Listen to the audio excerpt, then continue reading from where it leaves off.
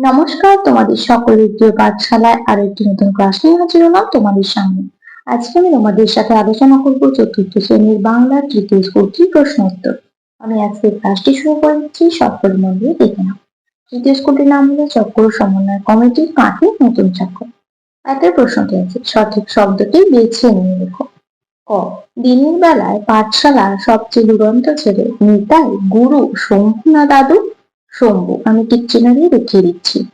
খ, কবি কাজী নজরুল ইসলামকে বাংলার কাব্য জগতে অভিহিত করা হয় পল্লী কবি, বিশ্বকবি, বিদ্রোহী কবি না ছন্দের জাদুকর নামে? কাজী নজরুল ইসলামকে বাংলার বিদ্রোহী কবি নামে অভিহিত করা হয়।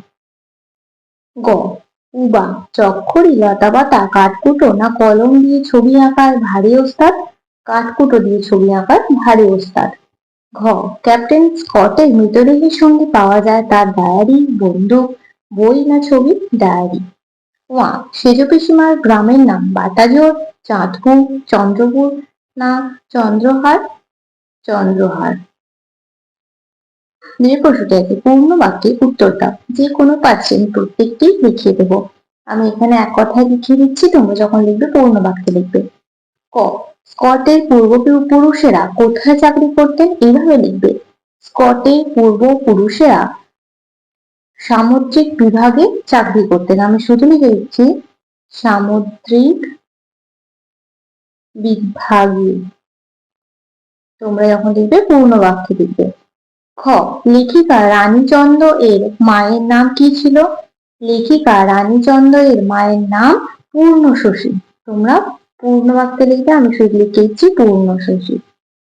গ, শম্ভুর দাদু বন থেকে কি কি খুঁজে আনে? শম্ভুর দাদু বন থেকে ঔষধ, গাছ, পাতা ও মধু খুঁজে আনে।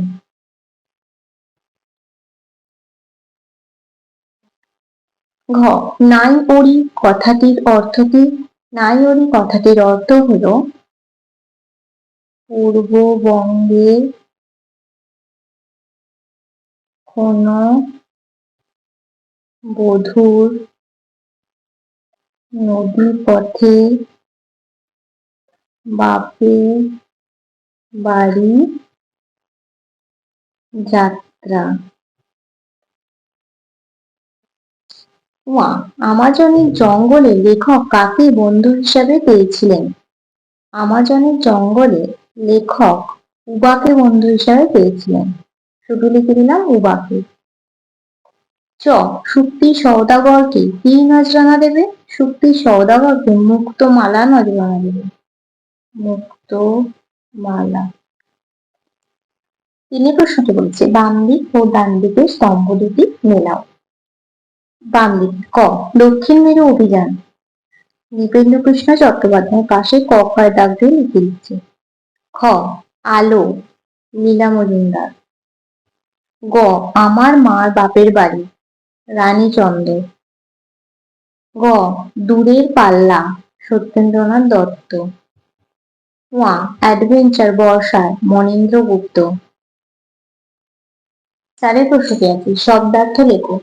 পোলাপান, ব্যাকুল, অচেতন, তরি। পোলাপান শব্দের অর্থ ছেলে মেয়ে, ব্যাকুল শব্দের অর্থ অস্থির, অচেতন শব্দের অর্থ বেহুশ, তরি শব্দের অর্থ নৌকা। পাঁচের প্রশ্নটি আছে, বিপরীত শব্দ লেখো। দুরন্ত, ভয়, অগ্র, নবীন। দুরন্ত শান্ত, ভয় সাহস, অগ্র পশ্চাৎ, নবীন প্রবীণ। চার প্রশ্নটি আছে, সমার্থক শব্দ লেখো। আঁখি বিদ্যালয়, গাছ, আকাশ। আঁখি চোখ, বিদ্যালয় পাঠশালা, গাছ বৃক্ষ, আকাশ গগন। সাথে প্রশ্নটি আছে, লিঙ্গ পরিবর্তন করো। প্রতিবেশী, লেখক, অভিনেতা, কবি। প্রতিবেশী, প্রতিবেশিনী, লেখক, লেখিকা, কবি, মহিলা কবি, অভিনেতা, অভিনেত্রী। আটের প্রশ্নটি আছে, নির্দেশ অনুযায়ী পুরুষ পরিবর্তন করো। ক, মাটির কড়াইতে মাছের ঝোল রাঁধে। এটা আগেও একটি ক্লাসে পড়িয়ে দিচ্ছে। এটা কি হবে? উত্তম পুরুষ লেখা আছে, এটা হবে মাটির কড়াইতে মাছের ঝোল রাঁধি। রাঁধিটা কি হয়ে যাবে? রাঁধি। মাটির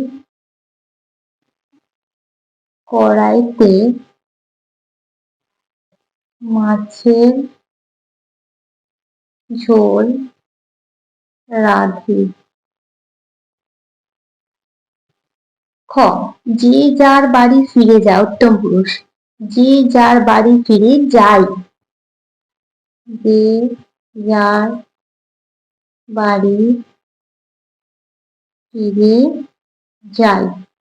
গ, বসে বসে দেখি। মধ্যম পুরুষ। বসে বসে দেখো।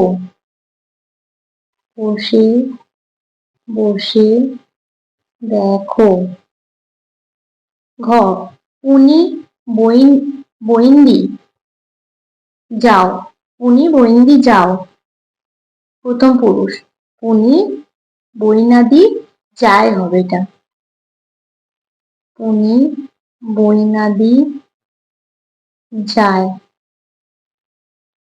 তার প্রশ্নটি আছে, সন্ধি বিচ্ছেদ করো। দেশান্তর, সূর্যাস্ত, ব্যাকুল, বিদ্যালয়, রবীন্দ্র। দেশান্তর। দেশ যোগ অন্তর।